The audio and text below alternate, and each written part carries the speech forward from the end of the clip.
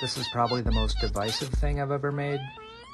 I used a stylophone and then put that sample into a keyboard, and then I filmed this Peep spinning around, brought that into VDMX, and then put that onto my television.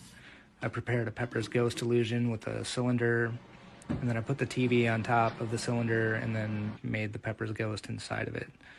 And then I started playing it, and this is the part that makes people's pets freak out.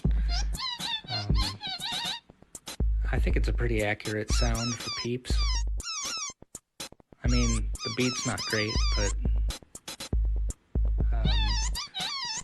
anyway, that's what I did on Easter. I posted it, and every day people either hate it or they love it, and I'm fine either way.